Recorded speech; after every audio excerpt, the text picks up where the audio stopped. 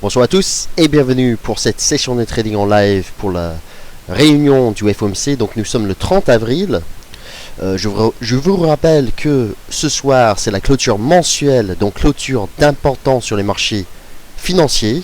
Donc je pense tout de suite aux indices boursiers qui testent leur sommet annuel historique aux États-Unis ce soir. Et bien ce soir je pense que nous pourrions avoir de très belles opportunités de trading sur soit les indices boursiers, donc le Dow Jones Index, ou bien le Dow Jones Industrial Average plutôt, ou bien même les métaux précieux. Les métaux précieux, en fait, j'ai un billet haussier, comme vous le savez, et donc ce soir, en fait, je vais me focaliser sur l'or et peut-être même l'argent, mais surtout l'or, parce que je pense qu'on pourrait avoir soit un breakout, soit un point d'entrée sur un support plus bas, s'il y a donc un décalage sur ce marché ce soir. Donc faisons le point sur les graphiques avant donc l'annonce des taux d'intérêt de la Fed.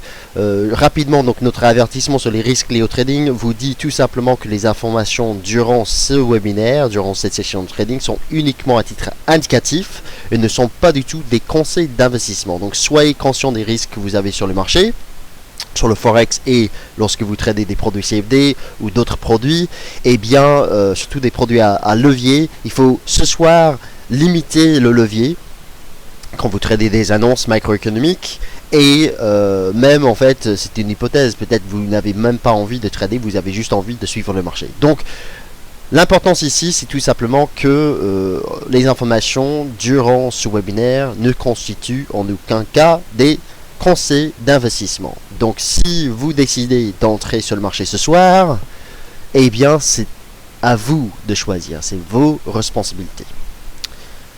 Donc voilà. Alors faisons le point rapidement sur le marché. Je vais me focaliser sur plusieurs actifs ce soir, mais notamment les métaux précieux, donc l'or, enfin des actifs que j'estime peuvent rallier d'ici peu. Donc j'espère en fait que tout le monde a lu cette analyse que j'ai publiée hier soir sur les métaux précieux. Si vous ne l'avez pas lu, eh bien je vous passe via le chat le lien vers cet article.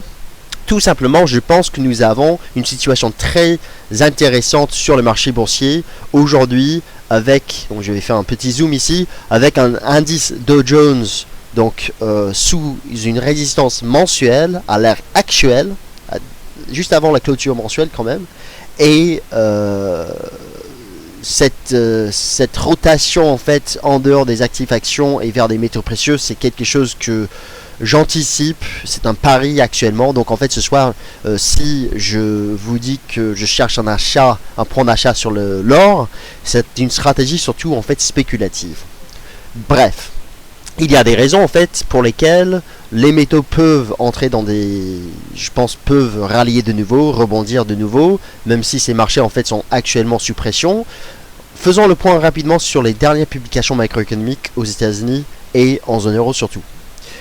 Aujourd'hui même, donc aujourd'hui, nous avons eu un rebond de l'inflation en zone euro qui n'est pas forcément quelque chose de très bullish pour les métaux, mais qui était certainement bullish pour des paires de devises comme l'euro-dollar. Et en fait, donc on voit clairement que le dollar US est pénalisé par les dernières statistiques donc du premier trimestre. Donc la tendance elle est bien baissière sur le dollar index, et en même temps l'euro aujourd'hui a profité du rebond. Alors aujourd'hui nous sommes plutôt mercredi, excuse-moi, je pense tout de suite au NFP vendredi. Et bien l'euro en fait a profité donc du rebond de l'inflation. Pour le métaux précieux en fait, je pense que le PIB US en baisse et donc inférieur aux attentes, ça c'est quelque chose quand même bullish. Je vous rappelle en fait que les métaux montaient au premier trimestre. Pourquoi? C'est parce que à la fois il y avait des craintes en Ukraine. En fait ces craintes en fait sont toujours présentes sur le marché. C'est pas la raison pour laquelle je reste bullish sur ces marchés. C'est pas la raison pour laquelle je cherche à acheter l'or au-dessus des 1270. La raison pour laquelle je pense que l'or pourrait être acheté au-dessus des 1270 et pourrait amorcer un nouveau rebond, donc un point bas majeur, c'est tout simplement les chiffres donc lié à la croissance aux États-Unis était pourri au premier trimestre. Et je pense qu'en fait il y a un pari actuellement sur un net ralentissement aux États-Unis, comme quoi la Fed pourrait laisser ses taux inchangés donc au-delà du printemps 2015. Je vous rappelle en fait que depuis donc 2 mois, depuis mars surtout en fait, on anticipe un relèvement des taux d'intérêt de la Fed quelque part au printemps 2015. Donc je dirais probablement le deuxième trimestre 2015. Et donc ce soir en fait, quand on regarde les prévisions de marché, nous avons de nouveau un ralentissement donc du quantitative easing aux États-Unis attendu, parce que la Fed nous a dit, même avec un crack boursier, eh bien nous allons ralentir le QE et probablement en sortir complètement avant la fin de cette année. Je pense qu'en fait cette information elle est déjà précise chez le marché. Le quantitative easing, enfin le ralentissement, le tapering de la Fed n'impacte pas forcément les marchés sur le long terme. C'est-à-dire que les informations sont déjà précises. On sait que la Fed va ralentir le QE. Si par contre, et ce sera en fait le risque ce soir, si par contre la Fed décide de ne pas ralentir le QE ce soir, il pourrait avoir, bien entendu, je pense, un beau rallye sur les métaux précieux. Et donc une forte baisse du dollar qui va alimenter justement cette hausse des métaux précieux. Donc il y a un pari là-dessus, et en fait la raison pour laquelle à terme je suis prêt à parier sur une nouvelle hausse de l'or, et ce sera confirmé aujourd'hui même et avant la fin de cette semaine, c'est vraiment une semaine critique sur le marché aujourd'hui.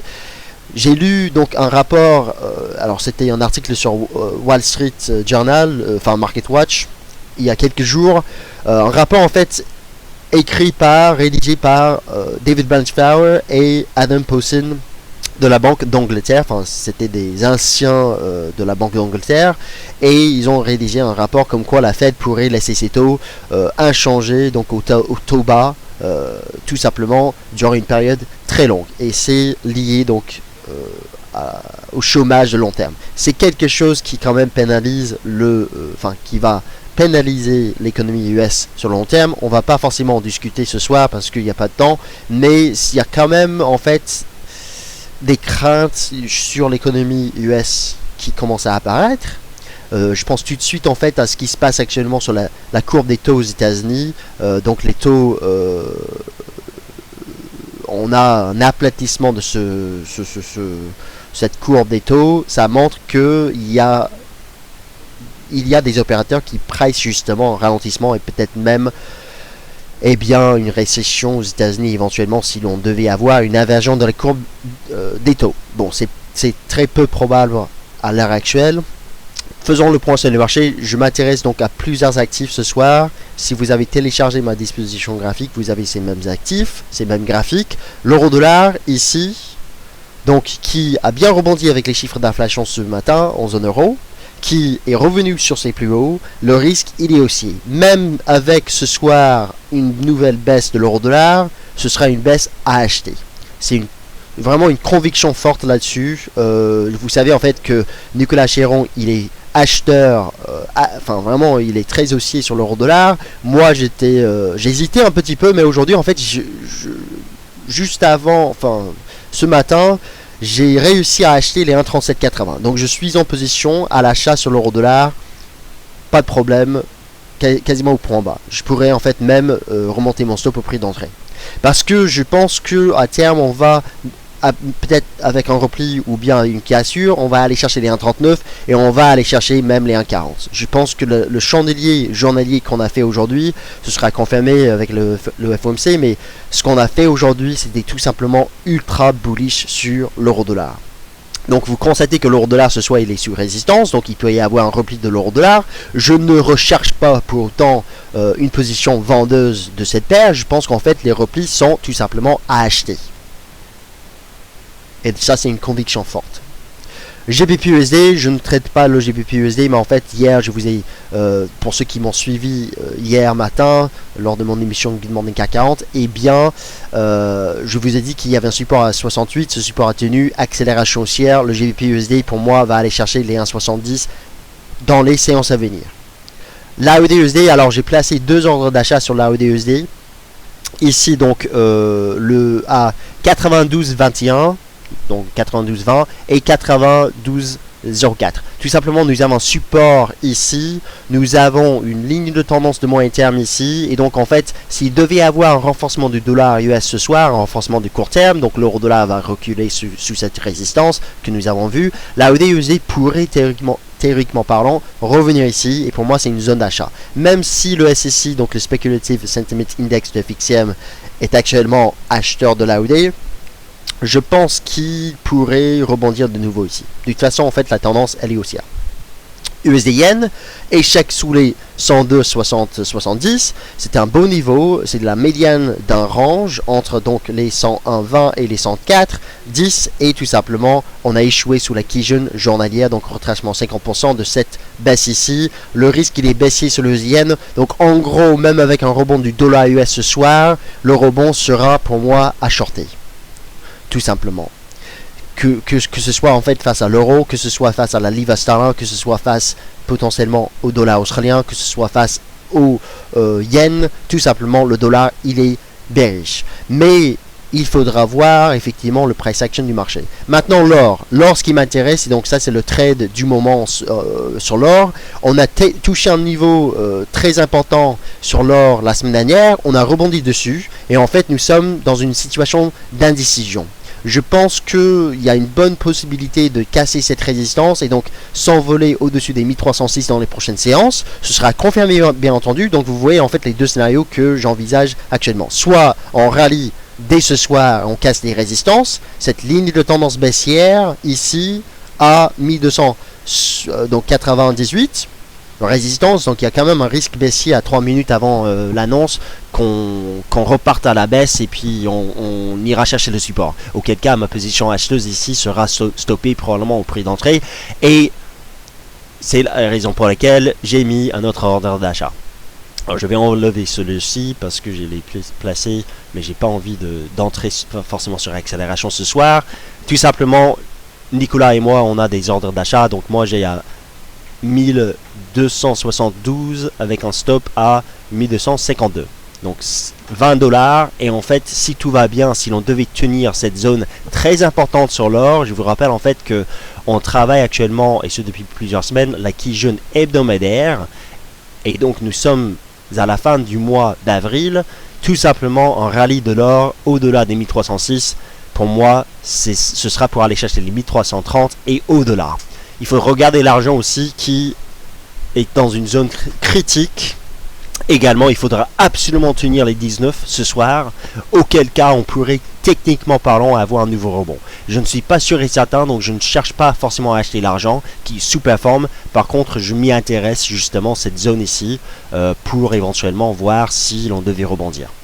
Et puis le Dow Jones, donc le seul indice que je vais étudier ce soir, sous résistance. Je suis déjà vendeur du Dow Jones depuis donc maintenant une semaine. Voilà, avec un stop large, c'est une vente de long terme pour des raisons expliquées dans mon analyse sur les métaux précieux. Donc la Fed va annoncer sa décision sur les taux d'intérêt. On va regarder sur DailyFix, donc dans la section Real Time News. Vous pouvez donc regarder en temps réel les annonces macroéconomiques. Donc on va regarder cela.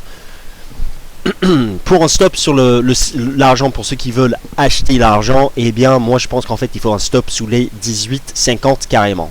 De toute façon en fait vous entrez un lot standard sur l'argent sur la plateforme de FXCM avec un stop sous les 18,50, ça vous donne un risque en nominal d'environ $60. Donc c'est pas grand chose comme risque.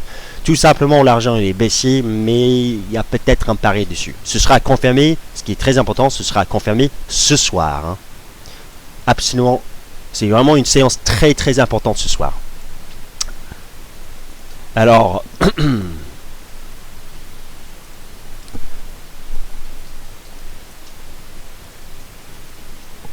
donc le tapering a eu lieu, donc ça c'est en lignes d'attente. Nous avons donc une réduction de 10 milliards de dollars. Voilà. Je vois donc l'euro dollar, ça tient pour le moment. Il y avait quand même une première réaction baissière là, mais bon ça tient. L'or Résistance, donc franchement en fait je ne serai absolument pas acheteur dans cette zone ici, c'est vraiment une zone critique, il faudra en sortir. Vous savez en fait qu'on peut quand même le rechuter. Le problème ici en fait sur l'or, c'est que nous sommes dans une situation d'indécision. Je me rappelle la dernière fois que j'ai fait le suivi du marché pour le FOMC, tout simplement on était dans une situation vraiment indécise et je me rappelle c'était en février, donc l'euro-dollar il n'a même pas décalé de 30 pips. Ce soir ça pourrait être la même chose parce que c'est du statu quo jusqu'ici. Ça pourrait être la même chose, c'est du statu quo jusqu'ici, et donc je ne vois pas forcément de forte réaction sur le marché. L'argent passe sous les 18, alors peut-être l'argent casse, mais même pas. Alors quelqu'un m'a dit, excuse-moi, si l'argent passe sous les 18,50, quel est le prochain support? Je ne sais pas, c'est une bonne question, je ne sais pas exactement, il faut regarder en fait sur un graphique de long terme. Je sais juste que si l'on devait casser les 18,50 a priori, ça va chuter très rapidement. Est-ce qu'il y a une épaule tête épaule sur le Dow Jones? Pour moi non. D'ailleurs en fait pour ceux qui veulent shorter le Dow Jones c'est maintenant. Vous voyez en fait il n'y a pas de volatilité ici, donc voilà. Alors la Fed dit donc en gros pour moi c'est du statu quo complètement. La question ici c'est est-ce que les marchés croient au discours assez quand même assez agressif de la Fed, alors que la croissance aux États-Unis, selon l'estimation aujourd'hui, la croissance était quasiment nulle au premier trimestre. Peut-être c'est juste en fait un one-off, c'est-à-dire au premier trimestre il n'y avait pas de croissance, mais bon c'est juste peut-être un effet temporel, hein. Mais bon. Je pense que là c'est vraiment du statu quo, les marchés ne bougent pas forcément, on va voir si y a une réaction un peu, on va dire, retardée sur le marché.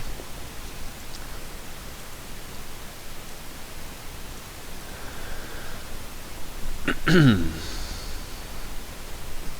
qu'il y a d'autres questions? Alors, quelqu'un veut donc le lien vers, je suppose, le Real Time News. Vous allez sur dailyfix.fr, vous avez en haut Real Time News. Je vous passe le lien vers donc cette page. Donc, Nicolas il dit uniquement des positions longues sur l'euro-dollar. Je suis tout à fait d'accord. Alors, le Dow Jones, ça commence à...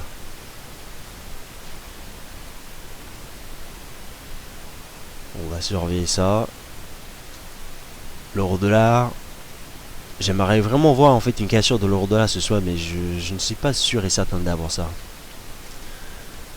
L'or sous résistance, le Dow Jones qui travaille sa résistance, qui reste quand même bullish. En fait, quand vous avez une annonce comme cela avec le FOMC, moi je dirais c'est du statu quo, c'est vraiment voilà. Il est très important de savoir que peut-être il va pas forcément avoir la volatilité nécessaire pour casser des niveaux. Donc surveiller le Dow Jones, ça semble bullish à l'heure actuelle, mais bon, il y a encore quelques heures avant la fin de la séance, ça sent pas forcément bon pour les vendeurs là. Quoique, voilà. Clôture mensuelle d'importance, nous sommes de toute façon en fait en données journalières dans une zone critique. Aujourd'hui, donc le FOMC, demain l'ISM manufacturier. Vous voyez en fait cette zone ici, même si en fait en H4 ça semble casser un niveau, je resterai méfiant, hein, parce que justement cette zone, il faudra casser en données hebdomadaires surtout. Donc ça veut dire que demain nous avons l'indice ISM manufacturier et vendredi, bien entendu, les NFP. Donc c'est vraiment le niveau, vous voyez en fait c'est une résistance, un range, et puis vous avez certainement une zone critique de toute façon.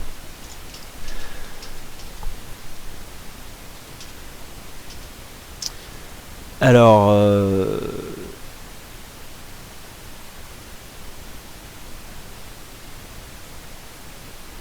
oui, alors, quelqu'un dit donc que donc Pascal dit que l'argent ne passera pas sous les 19 parce que la stat elle est déjà sortie. Peut-être pas ce soir, mais certainement en fait c'est vrai que l'argent il est baissier. Et là le chandelier d'aujourd'hui il est pas très beau, hein. Il faudra absolument tenir cette zone encore une fois. Aujourd'hui, demain et puis surtout avec les NP. S'il n'y a pas de mouvement sur les marchés ce soir, finalement, je dirais tout simplement que nous sommes dans une situation d'indécision avant les NFP. Et là, ça pourrait enfin nous changer la donne. Ce qui est très important, c'est que là, l'argent, il travaille un support mensuel. Le Dow Jones travaille une résistance mensuelle. Nous n'avons pas forcément des résistances mensuelles sur les paires de dollars, en dollars. L'or, je dirais, il est pas forcément sur un niveau mensuel, mais sur un niveau hebdomadaire comme l'on a vu. La clôture ce soir, c'est la clôture mensuelle. Ensuite, la clôture vendredi, c'est la clôture hebdomadaire. Ce sont des clôtures d'importance sur les marchés.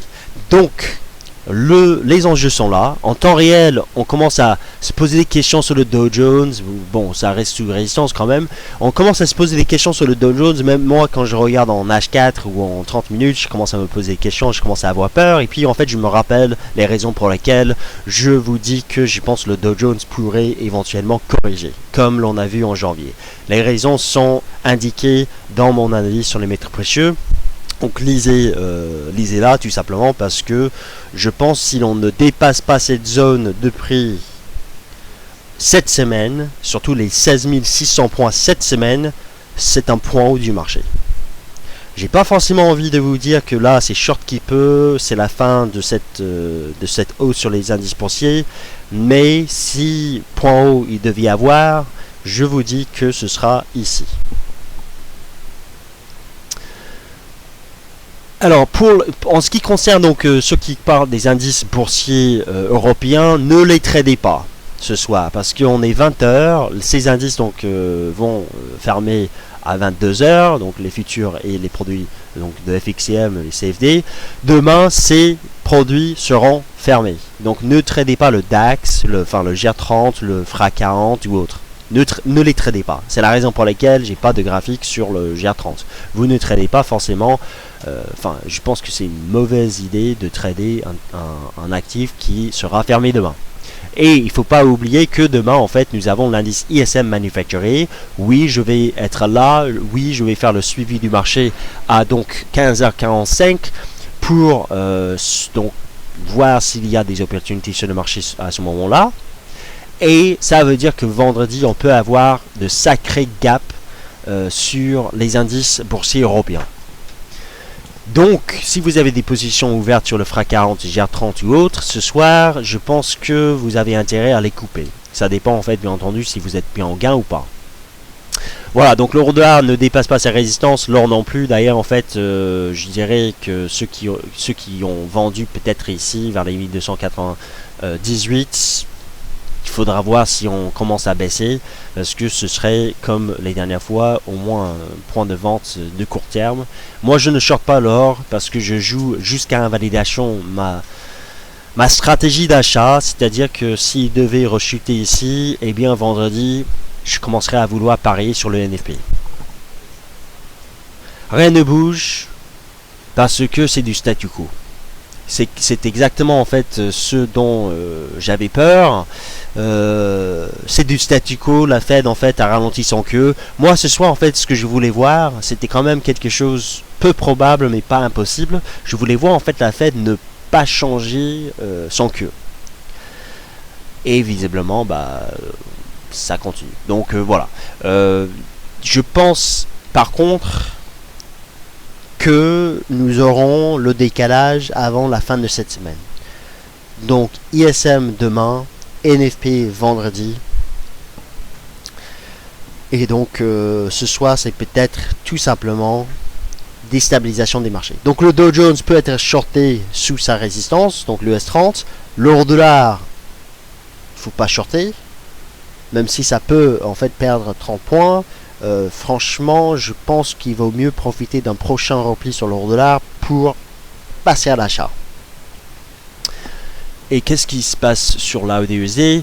Franchement, l'AUD-USD, en fait, j'attendrai plus bas ici. J'aime bien l'idée en fait d'un échec sur l'AUD-USD pour revenir ici et puis pour tenter l'achat. Le stop, pour moi, c'est à 91,68.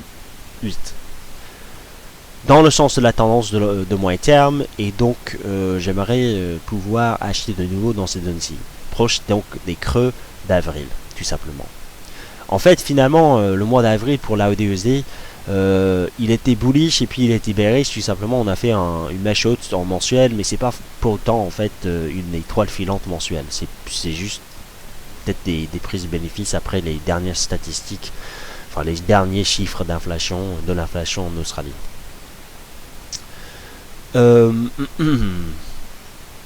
Le ZAG, c'est quoi mon scénario? Je pense que vous avez le temps de prendre connaissance de mon scénario sur l'argent, parce que je pense que je l'ai détaillé dans mon analyse qui a été publiée partout sur l'internet depuis hier soir et dont le lien vient d'être publié via le chat.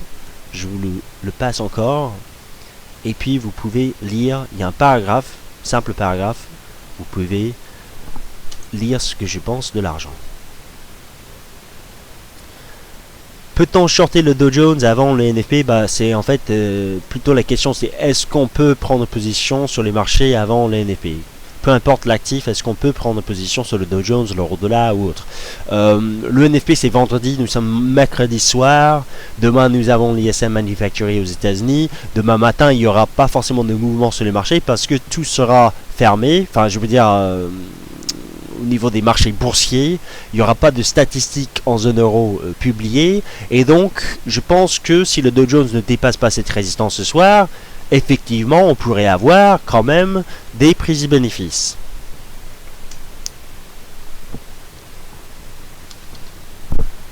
Est-ce qu'il y a d'autres questions? Alors, est-ce que le froid est responsable du PIB US? Oui, ça c'est clair. En fait, la raison pour laquelle le PIB US était chuté autant, enfin, il n'a pas chuté, le PIB, il a quand même augmenté, c'est vraiment le rythme de croissance, enfin la croissance du PIB, la raison pour laquelle il est ressorti à plus 0,1 sur un an, eh bien, c'est principalement lié au marché de l'immobilier. Donc les ventes de logements neufs et existants ont bien chuté entre janvier et mars. Je crois que c'était en mars justement, les ventes de logements neufs, si je me rappelle bien, ont chuté de 16%. Donc il y avait quand même des tensions dans l'économie réelle aux États-Unis au premier trimestre. En fait, la question, c'est est-ce que c'était juste à cause de l'hiver ou est-ce que finalement il y a peut-être quelque chose de plus grave. Moi, je pense que c'est juste l'hiver, mais ce sera à voir, effectivement. Vous savez, en fait, que l'impact de cet hiver peut, en fait, durer plus longtemps que prévu. Hein. Ça peut, en fait, avoir même un impact sur les marchés, dans l'économie réelle, cet été. C'était le cas, par exemple, pour le Japon en mars 2011 avec Fukushima. Il y avait quand même des impacts de long terme 9 mois après sur le marché boursier. Donc on va voir si c'est le cas. Si c'est le cas, ça va être difficile quand même de rester ultra bullish sur le dollar US. Et d'ailleurs, en fait, je ne suis pas du tout bullish sur le dollar US en ce moment. Alors, question de la part de Patrick. Bonsoir, si position euro-dollar entrée à 82,50 et... Alors je comprends pas en fait le deuxième chiffre, c'est un chiffre, je comprends pas. Quel stop large? Ah, 28, excuse-moi, 28,14. 28,14. Non, 28,14. Je comprends pas en fait les chiffres, Patrick. Alors c'est donc 28,50. Non, excuse-moi, je comprends pas les chiffres. Tout simplement. Vous devez revoir les chiffres pour l'euro-dollar. Parce que je comprends pas en fait les chiffres, donc je peux pas répondre à vos questions. Alors, commentaire de visiteur 69. Bonsoir. Le fait que la Fed n'a rien changé et qu'il n'y a pas de risque de déflation dans la zone euro, est-ce que cela favorise beaucoup la remontée de l'euro-dollar puisque a priori pas de raison de QE européen? Oui, c'est exactement la raison pour laquelle nous avons vu l'euro-dollar s'enflammer à la hausse aujourd'hui.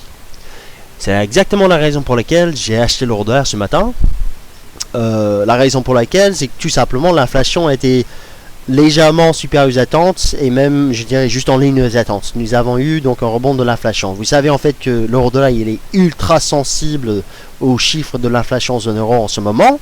Et la BCE, soit elle nous ment, parce que je pense qu'elle aime bien ça, ou bien elle envisage vraiment de ne pas lancer un programme d'assouplissement.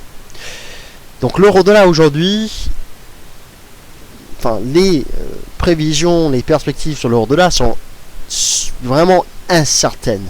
Parce que d'une part, on a d'une semaine donc une BCE qui nous dit que le taux de change de l'euro est trop élevé. Et puis par la suite, la BCE nous dit que l'euro, enfin le taux de chemin, enfin le taux de change donc en zone euro même explique une partie de cette désinflation. Problème, c'est que s'il n'y a pas de programme d'assouplissement, et si derrière l'euro-dollar grimpe davantage, et si derrière l'inflation ne repart pas, la BCE sera quand même obligée d'intervenir. Donc la raison pour laquelle il est très difficile d'avoir une vision au-delà de quelques jours, même quelques semaines sur l'euro-dollar, c'est tout simplement les discours semblent bearish une semaine, et puis les discours sont bullish une semaine après. Ce qui est vrai, c'est la tendance, et la tendance, elle est haussière sur l'euro-dollar. Je vous montre tout simplement ce qu'on a fait aujourd'hui, et c'était donc le point d'achat optimum. Ici, ligne de tendance haussière. Nous sommes dans une tendance haussière sur l'euro-dollar, et on a donc testé cette ligne de tendance à peu près. Donc la tendance, elle est bullish. Les statistiques en zone euro et aux États-Unis aujourd'hui étaient bullish pour l'euro-dollar, et les traders particuliers sont bearish. Ils sont à la vente. Et d'ailleurs, on peut regarder ce soir le SSI pour voir les changements suite aux chiffres de l'inflation et suite au PIB US. Donc, vous avez sur DailyFix, pour ceux qui ne savent pas, vous avez une section, donc c'est DailyFix Plus pour les clients de FXCM. Et donc vous avez tous les jours deux mises à jour du Speculative Sentiment Index. Lorsque vous vous connectez, on peut regarder la dernière mise à jour ici. Et donc on a beaucoup de vendeurs de JBPUSD qui a fait de nouveaux plus hauts pluriannuels aujourd'hui, qui je pense, enfin c'est vraiment une conviction, mais en fait c'est pas difficile de dire que le JBPUSD va aller chercher les 1,70. Je pense qu'en fait tout le monde va le dire aujourd'hui, mais en fait c'est assez facile de le dire. La raison pour laquelle c'est assez facile de le dire, c'est qu'on est déjà pas très loin. Et en fait, la raison pour laquelle je parle de cette zone énormément, c'est pas parce que je pense que c'est un objectif haussier. Je pense qu'en fait, ce sera peut-être un niveau très intéressant à jouer en mai ou en juin, entre 70 et 72. Vous voyez le graphique mensuel là.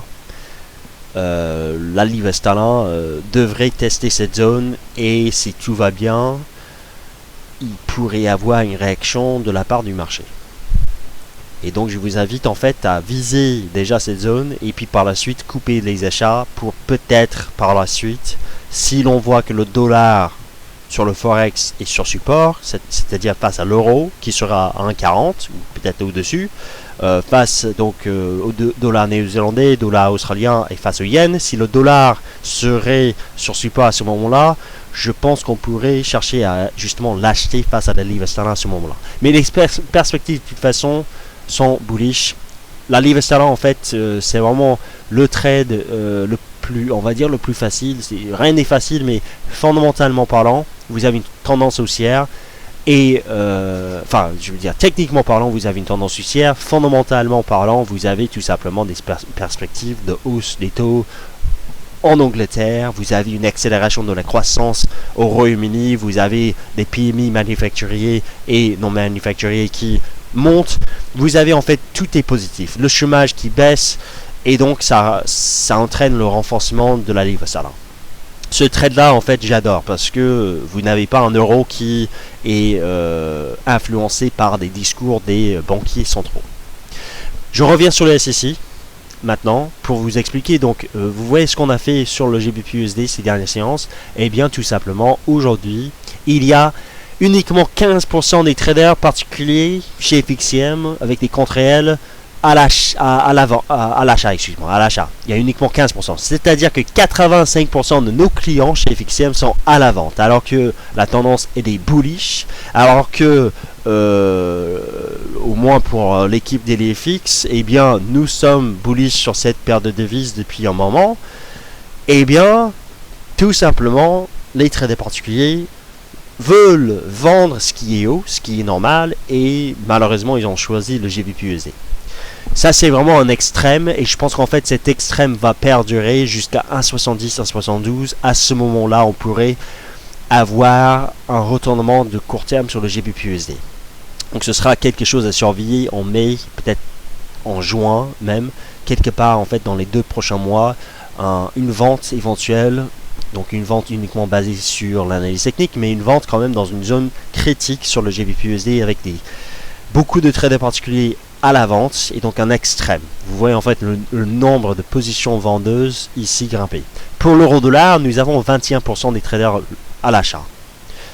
Et justement, nous avons à la fin en fait ici des perspectives haussières. Parce qu'il y a de plus en plus de vendeurs. Donc hier en fait il y avait quand même des acheteurs qui ont acheté l'euro-dollar lorsque l'on a baissé, mais bon voilà, c'était pas une inversion de SSI, c'était juste en fait beaucoup plus de positions acheteuses, et en fait ces positions acheteuses sont 13% en dessous des niveaux vus hier et 20%, quasiment 20% en dessous des niveaux vus la semaine dernière, alors que les positions vendeuses ont grimpé de quasiment 8% depuis hier et 10% depuis la semaine dernière. Tout simplement, l'euro-dollar est dans une tendance haussière et les traders particuliers continuent de vendre ce qui est dans une tendance haussière et à tort. Alors je reviens sur le dollar australien parce que j'ai parlé du SSI. Le fait que la plupart des traders particuliers étaient à l'achat, c'est quand même pas forcément c'est pas la même situation sur le GBP-USD ni sur l'euro-dollar. Vous avez 54 des traders particuliers à l'achat. Donc en fait on peut très bien sur la AUD-USD rebondir vers les 92,20 comme l'on a vu, ce support ici entre 92 et 92,20, et par la suite en fait si l'on devait rebondir nettement par exemple la semaine prochaine, on pourrait avoir une nouvelle inversion du SSI, parce que c'était exactement ça qui nous a donné le rallye donc de l'AUD-USD vers la fin mars et puis en avril. Et maintenant nous sommes à l'achat, mais en fait jusqu'ici il s'agit d'une consolidation. Donc je serai quand même intéressé par un achat de l'AUD-USD ici. Voilà. Alors donc vous avez, je vois qu'il y a des gens qui veulent acheter l'or dans la zone indiquée.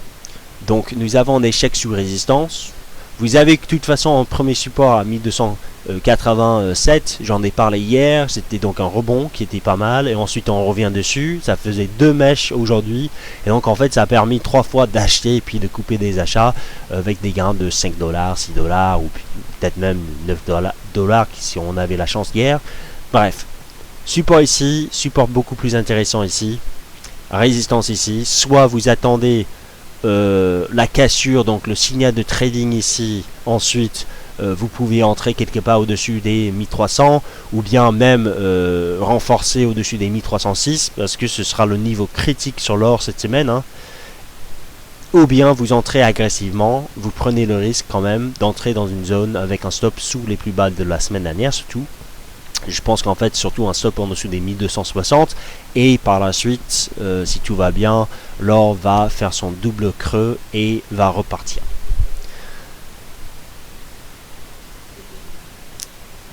Est-ce qu'il y a d'autres questions par rapport des actifs dont j'ai parlé ce soir? Ne me posez pas des questions sur l'euro AUD, je ne suis pas cette paire ce soir. Le USD CAD peut-il aller plus bas et pour quelles raisons? Oui, le USD CAD peut aller plus bas, on peut regarder cela. Le USD CAD en fait, il est dans une tendance, je dirais, neutre sur le moyen terme maintenant, et même dans une tendance baissière. Nous avons eu 2 mèches ici aujourd'hui, et ce qui est très important, parce que justement, ça veut dire que les rebonds sont vendus. Regardez le chandelier d'hier, regardez le chandelier d'aujourd'hui. Ça, c'est une consolidation pour moi, pour aller chercher les 1,0850 de nouveau. Tout simplement. Et c'est vraiment, vous vous rappelez peut-être en fait si vous m'avez suivi La dernière fois que j'ai fait un suivi du marché, une section de trading en live, c'était pour le NFP au début du mois. J'ai vendu le ZCAD. Pourquoi? C'est parce qu'on avait cassé, en fait on l'a cassé en temps réel. Je l'avais vendu le 4 avril, je me rappelle, on avait vendu donc sous ce support ici. Et par la suite, ou bien c'était le 8, je me rappelle quelle date, mais bref, je l'ai vendu. Et puis par la suite, on est venu chercher l'objectif à 80, alors c'était 0,8, excuse-moi, 0,850. On l'a fait quasiment ça, 0,857. Sur l'ASC, c'était donc 0,859. Et donc là, en fait, on a rebondi. Et vous voyez en fait la façon dont on a rebondi là. C'était un rebond technique qui a ralenti. Et puis derrière, bam! Pour aucune raison d'ailleurs, il n'y avait pas de statistiques au Canada hier. Aujourd'hui, nous avons eu... Enfin, il n'y avait pas... C'était le matin qu'on a fait ça, donc c'était avant les statistiques même. Aujourd'hui, nous avons vu donc un ralentissement de l'économie US, de la croissance US, et des chiffres au Canada qui étaient quand même, je dirais, corrects. Donc ça, c'est quand même, pour moi, vu la tendance ici, qui est baissière sur le court terme, vu la forte chute de l'USD CAD hier, je pense que nous sommes partis déjà ici. Donc en fait, le rebond en intraday, c'était pour vendre. Vous voyez donc, il y a deux mèches qu'on a fait sous les 0,980, donc ça c'est votre résistance. Oui, on peut en fait casser ce support, excuse-moi, ce support de court terme à 0,940 pour aller chercher par la suite, bien entendu, les 0,8, on dirait 50-60. Voilà. Il y a le NFP vendredi aux États-Unis et au Canada. Il faudra en fait que le NFP aux États-Unis soit mauvais et que le NFP au Canada soit bon. C'est exactement ce qu'on a eu, je crois que c'était le 4 avril. Il y avait des chiffres au Canada qui étaient super bons et les chiffres aux États-Unis, donc le NFP US, qui étaient mauvais. Donc voilà, pour le ZCAD.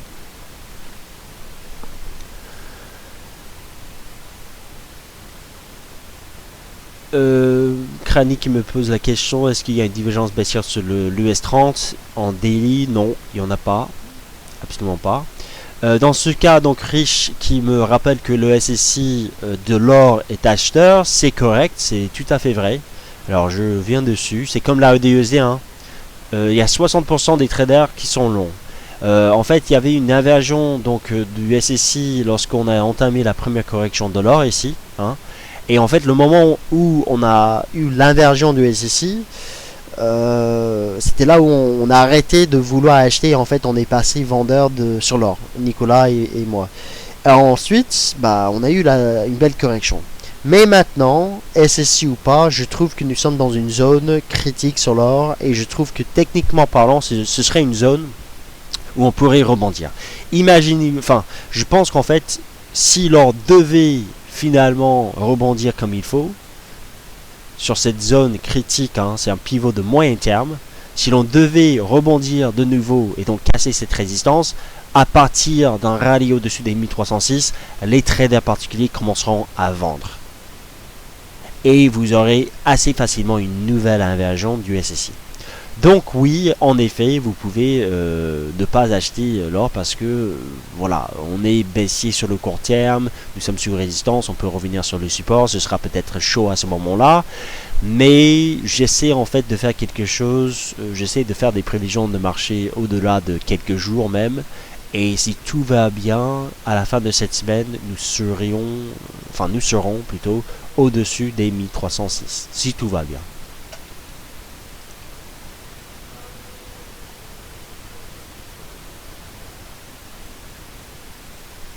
Il n'y a pas Rémi donc, qui me pose la question, est-ce qu'il y a un SSI sur l'euro AUD? Il n'y en a pas. Il n'y a pas de SSI sur l'euro AUD. En gros, vous prenez le SSI sur l'euro dollar, vous prenez le SSI sur la AUD USD.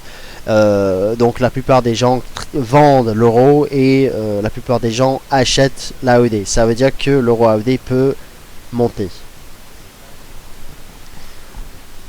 L'or va casser sa résistance oblique. C'est l'impression que j'ai après... On ne sait jamais, ça peut en fait partir à la baisse et puis vendredi casser le support en ligne droite, hein, voilà. Donc ce qui est clair, c'est que ce sera pas ce soir, ce sera peut-être même pas demain, et donc ce sera pour vendredi. Ça veut dire que d'ici demain, on pourrait avoir une baisse en dessous des 1287. Ça c'est clair. Donc si vous avez des positions acheteuses ou si vous pensez pouvoir acheter de nouveau au-dessus des 1287, attention un petit peu parce que un quatrième test sur cette résistance maintenant, ça va être moins évident justement de vouloir acheter ici.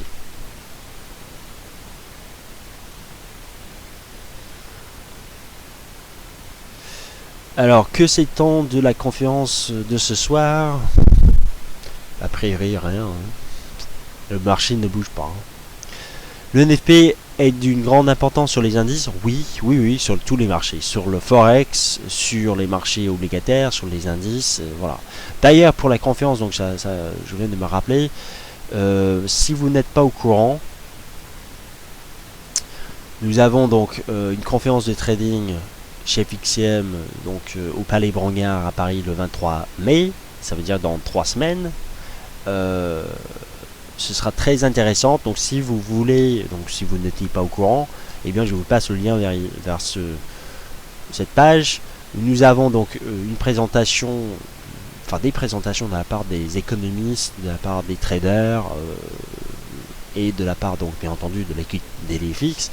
Ce sera une journée très intéressante encore une fois, et c'est sûr et certain que si l'or est au-dessus des 1270 à ce moment-là, et au-dessus des 1330 surtout, je vais vraiment avoir un discours bullish sur ces marchés-là. Donc voilà, le marché ne bouge pas, c'est malheureux, c'est dommage, mais bon, c'est comme ça. En fait, aujourd'hui, si vous venez d'arriver sur les marchés, de toute façon, en fait, les trades, les mouvements n'étaient pas ce soir. C'était vraiment depuis 11 heures.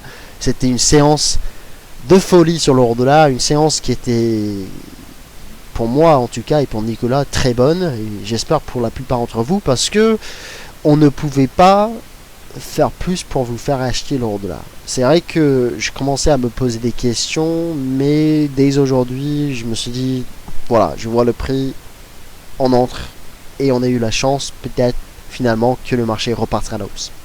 Donc, en fait, tout simplement, quand vous voyez le chandelier journalier qu'on fait sur l'euro-dollar aujourd'hui, FOMC ou pas, il y a une bonne chance qu'on casse cette résistance et qu'on s'envole. Et vous voyez donc ma limite, 1,40-10.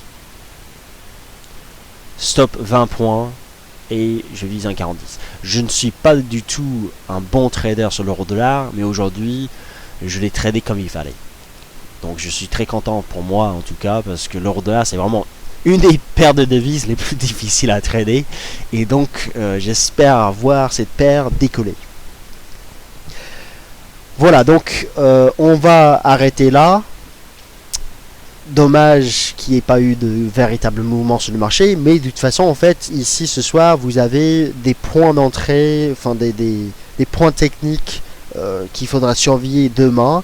Demain, je vous invite à me rejoindre à 15h45 pour l'ISM manufacturier aux États-Unis. Oui, je serai là, donc demain, parce que bon, aux États-Unis, c'est pas un jour férié, puis enfin voilà. Et par contre, vendredi, je vais faire le pont. Voilà. Donc, merci à tous. Bonne soirée. Lisez les analyses, donc notamment celles sur les métaux précieux. Lisez également les dernières analyses de l'euro-dollar. Si vous ne comprenez pas forcément les mouvements, surtout sur l'euro-dollar, le mouvement d'aujourd'hui, eh bien lisez nos analyses et vous allez comprendre très vite. Je vous souhaite une très bonne soirée. Demain, donc rendez-vous dans l'après-midi pour le suivi du marché. Et avec ce, Euroboom et Short Keeper.